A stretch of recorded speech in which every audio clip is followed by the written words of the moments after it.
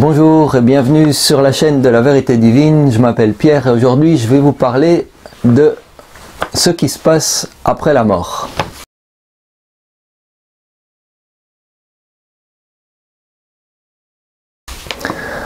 Alors d'abord je vais vous expliquer pourquoi je vous parle de ce sujet. Ensuite je vous parlerai de la vision de notre société, des options de ce qui se passe après la mort pour notre société. Après cela, je vous expliquerai la vérité de ce qui se passe après la mort, ou ce qui va se passer pour la plupart d'entre nous, ou ce qui s'est passé pour la plupart des gens qui sont déjà morts. Et enfin, je vais terminer par une introduction à quelles sont nos options une fois qu'on est passé et qu'on est dans nos grandes options, une fois qu'on est dans le monde spirituel pour continuer notre vie.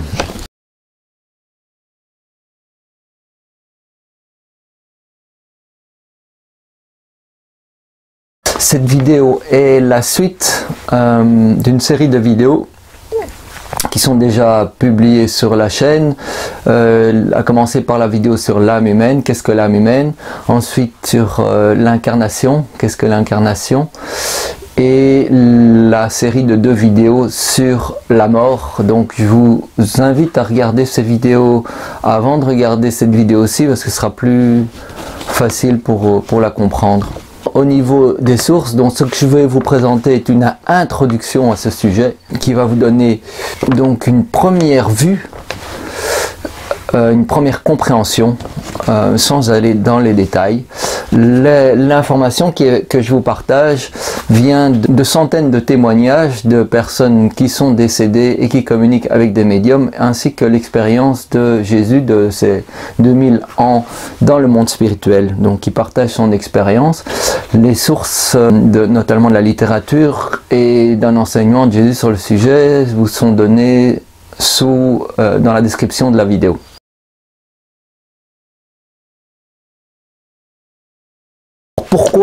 Pourquoi une vidéo sur le sujet de qu'est-ce qui se passe après la mort alors qu'il faut s'intéresser enfin à la vie? Pourquoi on s'intéressait déjà à ce sujet quand on est vivant et qu'on n'est pas encore concerné vraiment par la mort? D'abord, tout le monde va mourir un jour. Donc c'est déjà une bonne raison, ça fait partie de la vie. Ensuite, connaître ces informations sur le passage, ce qui se passe après la mort, nous permet de nous poser des questions, donc d'avoir une vue plus globale sur la vie, qui ne s'arrête pas juste au moment où on décède. Et donc de nous poser des questions et de revoir peut-être la manière dont on vit et nos choix de vie. Deuxièmement, c'est aussi une chose qui peut nous aider à avoir une transition plus douce et plus agréable dans le monde spirituel que d'être vraiment surpris par l'inconnu sans rien comprendre, sans rien savoir ce qui nous arrive. Aussi, ça peut nous permettre de nous libérer d'un certain nombre de peurs par rapport à la mort, peurs qui influencent beaucoup de nos choix et de nos actions et de nos décisions dans notre vie, et que si on n'avait pas cette peur, on prendrait souvent des meilleures décisions, et ça aura un impact sur la manière dont on va mourir et sur ce qui se passera après notre mort, un impact positif. Et enfin, le fait d'être informé sur ce qui se passe après la mort nous permet aussi d'avoir une vision plus globale de notre vie, qui ne s'arrête pas juste à notre mort, et aussi de la beauté de la conception de notre vie, que les relations avec nos proches, avec nos enfants, avec les gens qui sont chers et qui sont décédés ne s'arrêtent pas en fait. Voilà, et toute une série de belles choses qu'on peut se rendre compte.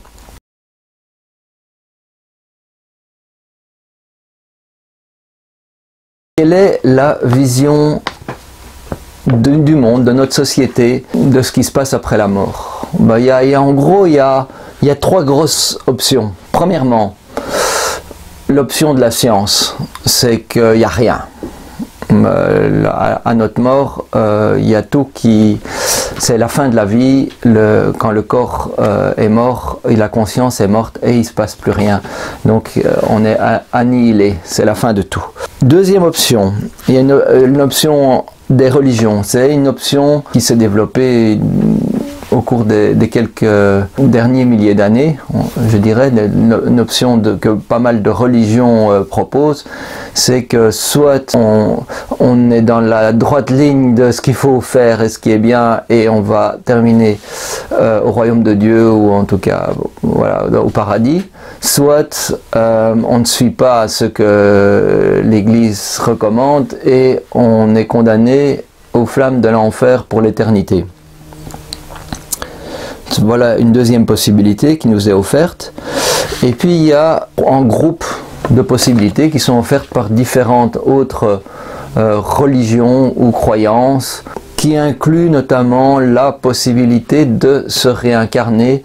Il y a certaines croyances qui croient qu'on revit la même vie, d'autres spiritualités qui parlent d'une réincarnation, qu'on revit des vies différentes pour s'améliorer. En gros, voilà les trois options qui nous sont offertes, et comme nous allons le voir maintenant, aucune de ces trois options ne sont la vérité sur ce qui se passe après la mort.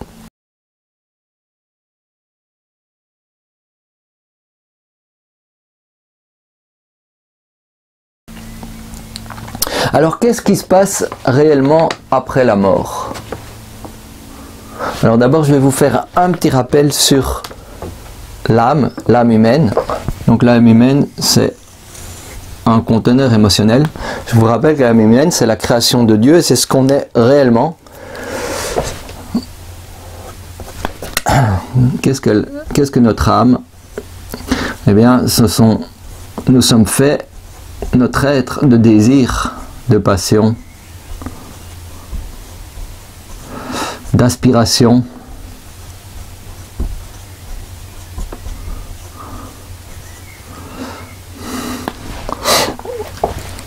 d'expérience. Toutes les expériences sont emmagasinées dans notre âme, dans toute mémoire,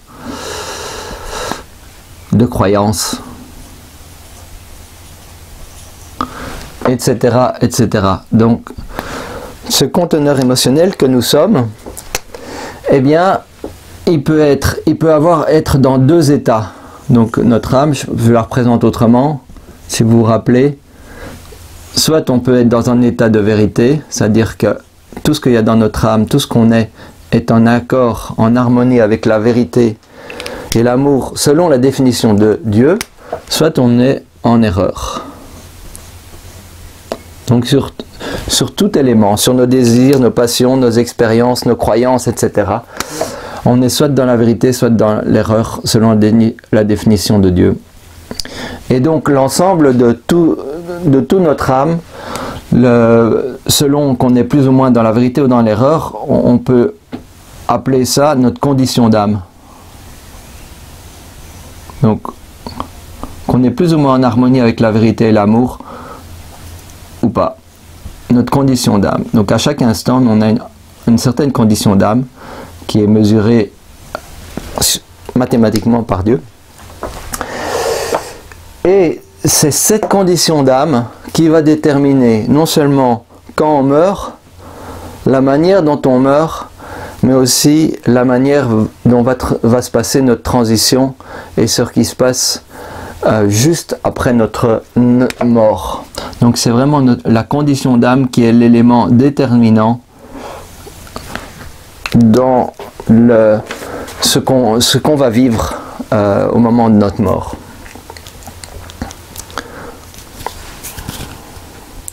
Donc bien sûr, ce que je vous dis nous invite à réfléchir sur, à ce moment-là, si notre condition d'âme est tellement importante par rapport quand on va mourir et de quoi on va mourir et comment ça va être un processus agréable ou douloureux, eh bien ça nous invite à nous poser des questions sur notre condition. Donc est-ce qu'on est en harmonie avec ce que Dieu ressent dans notre vie ou pas? Donc c'est assez bousculant comme idée. Voilà, à méditer. Qu'est-ce qui va se passer dans 99,99999% des cas? Donc la majorité, en 99,99% des cas, pour la majorité d'entre nous, quand nous passons, nous allons dans un lieu de transition, un lieu d'accueil. Et donc c'est un lieu où on est accueilli par des personnes, des esprits, donc des personnes décédées qui sont dans une très bonne condition et qui vont nous donner tous les soins, et on accueille toute la douceur et les soins qu'on a besoin dans cette période de transition assez vers un monde, un univers nouveau dont on ne connaît rien.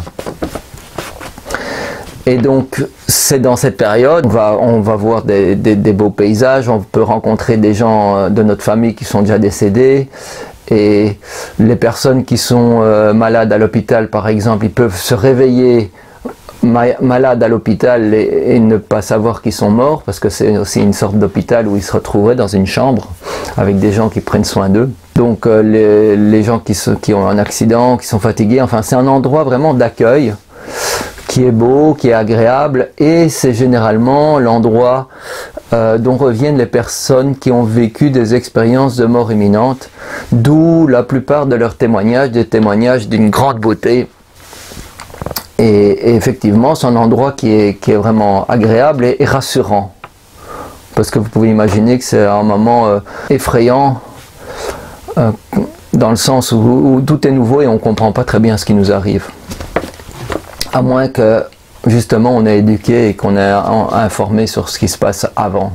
Alors, ce qui se passe, c'est que c'est donc dans 99%, donc pratiquement tout, on est dans cet endroit de transition jusqu'au moment où on observe un peu, on se rend compte qu'il y a toute une série, on se rend compte petit à petit qu'on est mort, parce que généralement ça prend du temps. Donc si on n'a pas la conception qu'il y a une transition comme ça, la plupart des gens ne se rendent même pas compte qu'ils sont morts, parce que ça ressemble à une vie normale pratiquement, ou un mauvais rêve, ou des choses qui ont changé. Mais après, petit à petit, on se rend compte qu'il y a toute une série de gens qui prennent soin, et il y a des gens qui arrivent. Donc des gens qui sont un peu comme moi-même, qui viennent passer, et qui arrivent, et qui sont visiblement fraîchement décédés. Il y a des enfants, des adultes, des vieillards, des gens de toute classe, de toute origine, de tout pays, qui arrivent dans ces lieux de transition. Et petit à petit, on se met à observer les gens et on se rend compte qu'il y a des gens qui ont une belle apparence, mais il y a des gens qui ont une apparence terrible, mais terriblement délabrée, quoi, au point qu'il y a pratiquement la peau qui ne tient pas en place et qui tombe, mais vraiment presque monstrueuse, quoi. Bien entendu, les gens qui accueillent, ils ne jugent pas, ils ne commandent pas, mais soi-même, on commence à se poser des questions en regardant les gens, en se disant ah, il y en a qui ont l'air terribles. Et puis ce qui se passe, généralement, c'est qu'à un moment, on commence à regarder ses mains, et on dit waouh, elles sont horribles. Qu'est-ce qui se passe? Et on va demander un miroir. Et à partir du moment où on se regarde dans un miroir et on voit notre vraie condition, vu que notre corps spirituel reflète exactement notre condition d'âme, et comme la plupart du temps, notre condition d'âme, elle n'est pas en accord avec la vérité et l'amour de ce que Dieu croit, parce que nos définitions ne sont pas les mêmes, eh bien, on se rend compte qu'on a une apparence d'un corps physique complètement délabré, et ça nous terrorise. Et à ce moment-là, on a tellement mal qu'on a envie de partir. On ne se sent plus bien dans cette place, et c'est le moment où on a généralement quelqu'un qui nous accompagne jusque dans notre lieu, dans le lieu qui correspond le mieux à notre condition, pour continuer à notre vie. Et ce lieu, généralement, c'est les plus basses couches d'amour, si vous voulez, de l'univers spirituel. Donc ça s'appelle la première sphère. Il y en a 36 qu'on connaît, et c'est les plus basses sphères. que les religions ont nommé les enfers par exemple. En tout cas, c'est dans les parties les plus basses de la première sphère, c'est les parties où 99,99% d'entre nous vont passer au départ. Donc ça, voilà, ça peut s'apparenter aux enfers comme des flammes, et souvent il fait froid, ou il fait noir, ou il fait pas agréable, on se retrouve seul. Voilà, c'est des lieux, mais c'est les lieux qui correspondent vraiment à notre condition pour nous aider à ressentir notre vraie condition. C'est pas une punition. C'est le meilleur lieu qui correspond à ce qu'on ressent réellement. Parce que dans le monde spirituel, on est très sensible à notre condition d'âme. Dans la vie ici, on se la cache facilement, on l'évite, mais dans le monde spirituel, on est très émotionnel, on est très sensible. Alors, pour une toute petite minorité historiquement, il y a une toute petite minorité qui n'est pas passée dans les bas de la première sphère, donc pour 0,01%, eh ben, la condition d'âme est suffisamment bonne qu'on n'a pas besoin d'un lieu de transition. Et on passe, il n'y a pas beaucoup de peur, on est très curieux, on a envie de découvrir des choses, et donc on attire des gens qui vont nous aider à découvrir le fonctionnement du monde spirituel et comment on peut grandir et se développer et améliorer notre vie dans le monde spirituel. Et donc c'est des personnes qui passent dans le haut de la première sphère ou dans la deuxième sphère, c'est très rare, mais donc elles n'ont pas besoin d'un espace de transition, d'accueil pour un peu les apaiser d'abord. Ce qui se passe aussi pour une partie, une grande majorité, donc c'est qu'on va dans ce lieu qui correspond à notre condition, mais une grande majorité d'entre nous, tous ceux qui ont des attaches terrestres fortes, donc qui se sentent des gens qui les pleurent et qui leur manquent très fort, etc. Ou bien s'ils adoraient leur travail ou ils adoraient des choses, ils vont être tentés de revenir sur la terre et ils vont passer un certain temps sur la terre à essayer de rentrer en contact avec leurs proches. Si ils avaient des addictions fortes, genre d'alcool ou de drogue ou quoi, ils vont essayer de se connecter avec des gens qui ont les mêmes addictions pour essayer d'avoir les mêmes feelings, les mêmes émotions, les mêmes sentiments quand ces gens sur la terre continuent à consommer de l'alcool, etc. Donc il y a toute une partie des gens qui préfèrent revenir sur terre et passer du temps sur terre et essayer de se faire comprendre, entendre, mais c'est très difficile parce qu'il y a peu de gens qui entendent les personnes décédées, les esprits. Généralement ça fait peur, on parle de fantômes, etc. Ça fait plutôt peur parce qu'on se cache, plutôt que découvrir vraiment la vérité de ce qui se passe. Ce sont juste des gens comme vous et moi, mais qui sont passés dans le monde spirituel et voilà, qui essayent de communiquer et qui ont la même condition d'âme, les mêmes désirs, les mêmes aspirations, etc. Il n'y a aucune différence, ils savent les mêmes choses. La seule différence qu'on sait, c'est que la mort telle qu'on la science la croit, la fin de tout, ça n'existe pas et qu'on continue à exister après et qu'il y a un monde parallèle, invisible, qui existe, le monde spirituel. C'est tout. Voilà. Et donc il y a toute une série de gens qui passent du temps sur la terre, près de leurs proches, où on peut essayer d'aller à son boulot, et puis il y en a qui sont pas contents parce qu'ils ont perdu leur place, etc. Enfin il se passe toutes des choses, et une série de gens font des allers-retours entre leur lieu dans le monde spirituel et leur lieu sur terre. D'autres gens nourrissent leur addiction et leurs conditions se détériorent de plus en plus, ou voilà, des gens qui ont envie de se connecter avec des gens qui ont du sexe et qui ont une addiction au sexe, etc. Donc si on continue sa vie dans une direction qui est dans l'erreur, eh bien la condition dégrade, le corps dégrade, l'habitation dans le monde spirituel change aussi et est de plus en plus dégradée. Et donc, mais à un moment ou à un autre, pour grandir, il faut accepter d'aller dans son lieu d'habitation.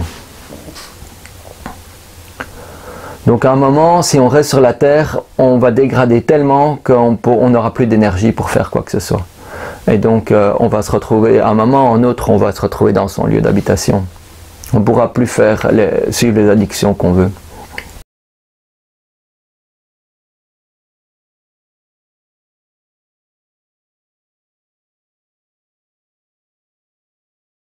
Alors je voulais vous parler de quelques cas particuliers par rapport à ce qui se passe quand on meurt. Nous ne sommes pas tous dans le même bateau. Donc quand je vous dis que l'immense majorité d'entre nous passe par un lieu d'accueil et puis va dans un lieu pour raffiner notre condition qui est pas très bonne, bien c'est principalement donc le cas des pays riches où c'est des pays où on a un certain confort et on développe pas mal d'attentes envers l'extérieur, pas mal de peur et des addictions. On nourrit beaucoup d'addictions et ça ruine nos relations et ça impacte très fort notre condition d'âme. Il est des cas particuliers qui passent dans une meilleure condition. Par exemple, une personne qui a une vie toute simple avec sa famille, qui a peu de moyens dans un pays pauvre et qui a juste beaucoup de gratitude pour arriver juste à subvenir aux besoins de la famille, elle aura en moyenne une meilleure condition. Alors qu'on peut regarder le monde avec notre vue, mais comme Dieu est injuste de laisser ces gens qui ont faim et qui ont peu, mais en fait, quand on regarde le big picture de ce qui se passe, des gens qui ont des vies simples et pas forcément faciles, et qui ont beaucoup moins d'attentes et beaucoup plus de gratitude et de connexion avec l'environnement, eh bien après ils seront récompensés aussi quand ils passent. Une autre catégorie de gens qui vont passer parfois dans des meilleures conditions et vont être pris en charge, mais ont une meilleure condition, c'est toute une série de personnes qui ont des handicaps majeurs, dans le sens où ils n'exercent pas ils n'ont pas tous leurs moyens pour exercer leur propre libre arbitre, et souvent leur vie est déterminée par les désirs ou les choix des autres autour, et de ce fait-là, ils vont prendre moins de décisions, ils vont développer moins de situations de vie qui vont endommager leurs conditions d'âme. Et généralement, les gens plus simples d'esprit, entre guillemets, ont une meilleure condition. Je pense qu'il y a d'ailleurs une phrase de Jésus à ce sujet, heureux les simples d'esprit, etc., dans la Bible. Et voilà, et c'est vrai en bonne partie. Alors une troisième catégorie de cas particuliers sont les enfants. Alors ça c'est vraiment important que j'en parle. Le drame de perdre un petit enfant, pour la plupart des parents, est bien compréhensible. Maintenant, quand on a une vision globale de ce qui se passe pour un enfant, et je parle d'un enfant, un jeune enfant, hein, qui a soit tout petit, soit en dessous de 10 ans, 5, 6, 7 ans, etc.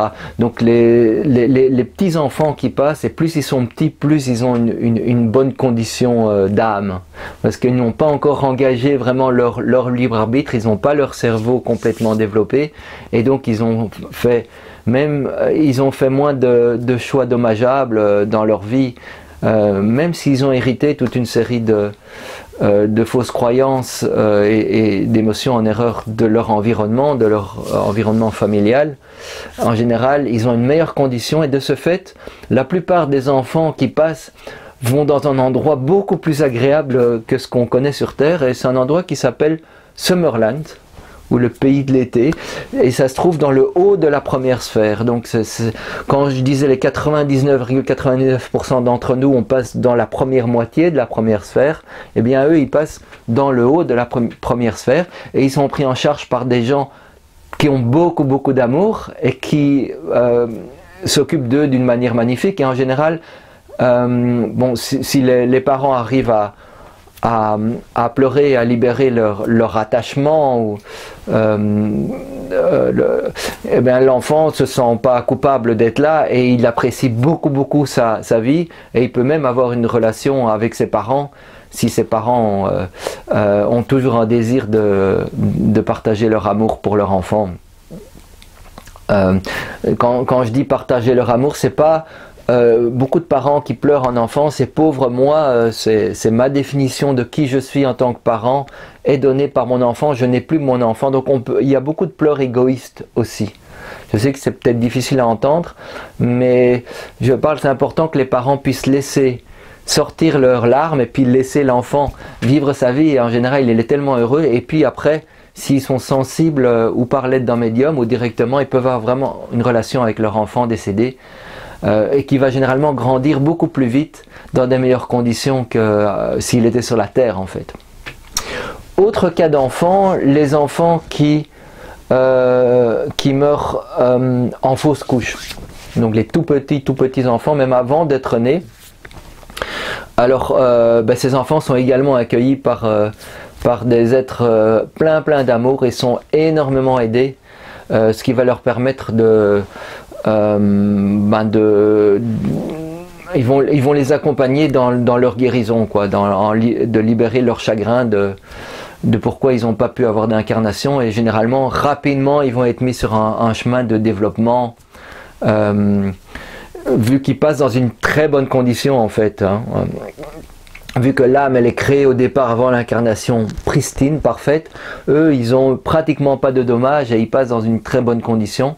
Ils ont juste un grand choc, une grande douleur de ce refus d'incarnation qui vient généralement des émotions très fortes des parents, mais c'est un autre sujet. Et donc ils sont entre les mains de gens magnifiques. Et c'est possible aussi, si les parents ont encore envie, un désir d'amour ou développent vraiment un désir d'amour, d'entretenir une relation avec son enfant. Pareil. Alors le dernier cas que je vais vous parler, c'est les enfants avortés. Et c'est sans doute le cas le plus dur. Donc c'est c'est aussi des tout petits enfants qui ont une très bonne condition d'âme, mais ils ont le fait d'être avortés, c'est créer une énorme blessure, évidemment, la blessure du rejet, de ne pas avoir le droit de vivre. Et donc pour ces enfants, ils sont aussi pris en charge par des esprits qui ont beaucoup d'amour et beaucoup de soins, plus qu'on peut trouver sur la terre. Mais ça va être très difficile de les aider pendant un temps, parce que la blessure est tellement grande que beaucoup d'entre eux, ils refusent de grandir en fait. Ils restent un bébé, ils refusent de grandir pendant des longues périodes de temps, avant vraiment de pouvoir être aidés, tant la douleur d'avoir été avorté est grande. Voilà, mais en général, une fois qu'ils arrivent à passer cela, ils sont aussi sur une voie rapide vers un progrès beaucoup plus rapide qu'ils l'auraient fait sur Terre. Sur Terre, ils auraient dégradé, et dans le monde spirituel, ils vont rapidement aller dans des endroits de plus en plus agréables.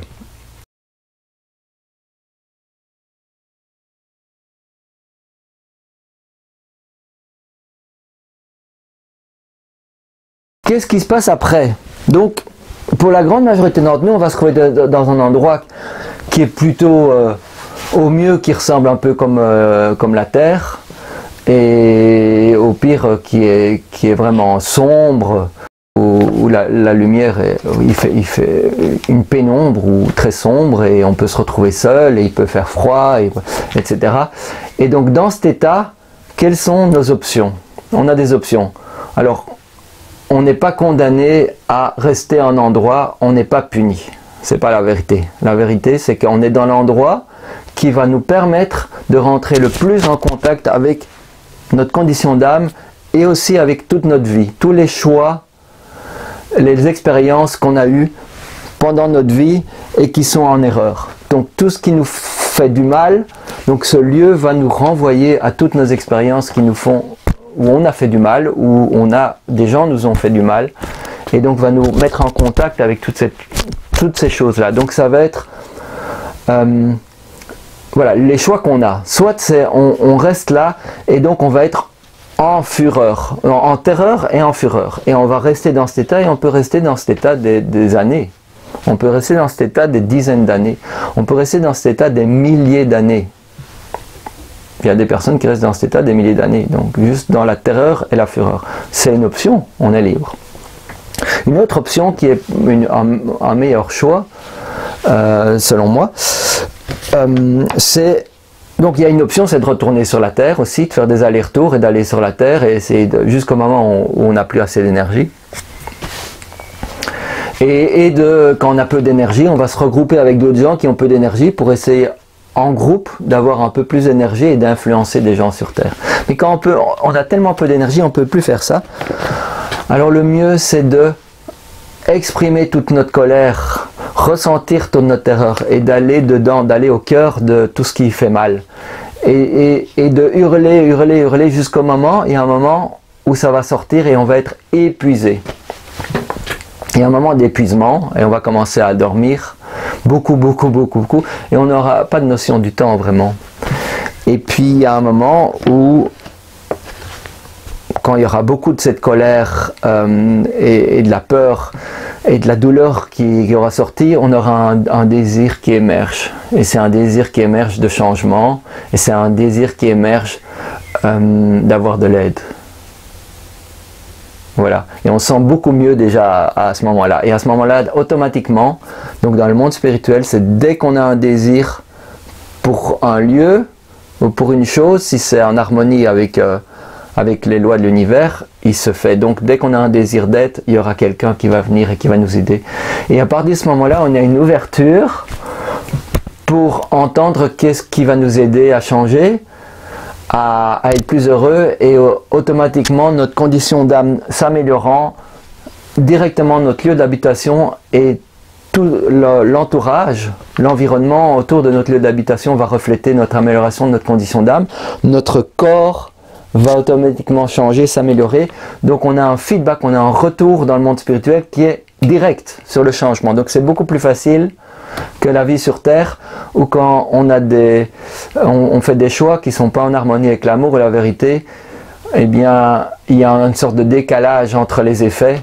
Si on est très sensible, on le sent, on peut sentir que c'est pas juste, en fait on le sait, mais dans le monde spirituel, on nous le renvoie beaucoup plus fort. Et donc, ça nous aide beaucoup plus à faire les bons choix. Et donc, voilà le meilleur choix, c'est le désir de changer. Et à partir du moment où on a une aide, eh bien, et je ferai une autre vidéo à ce sujet, c'est qu'est-ce qui se passe, comment grandir, comment se développer dans le monde spirituel, en sachant, et je vous rappelle que la réincarnation n'est pas un choix, parce qu'elle est impossible dans cet état. Et je vous invite à regarder la vidéo sur la vérité sur la réincarnation si vous voulez plus d'informations à ce sujet. Voilà. Donc voilà, c'est une introduction à un sujet extrêmement vaste. Et j'espère que vous comprenez la beauté du design, que tout ça est construit juste pour nous aider à libérer tout ce qui fait mal en nous et qu'on essaye d'éviter dans notre vie sur Terre. Et là-bas, dans le monde spirituel, on est aidé vraiment à libérer tout ça.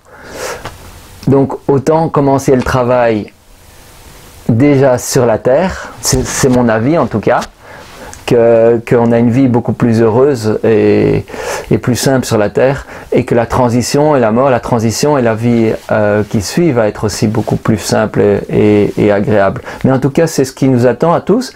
Et donc, à partir du moment où on commence à s'ouvrir au changement, eh bien, la vie devient de plus en plus belle. Et voilà. Personne n'est condamné. Et tout le monde a des options pour être vraiment de plus en plus heureux. Voilà, la bonne nouvelle. Ok, je vous remercie d'avoir regardé, écouté et regardé cette vidéo. Et je vous dis à bientôt pour une nouvelle vidéo.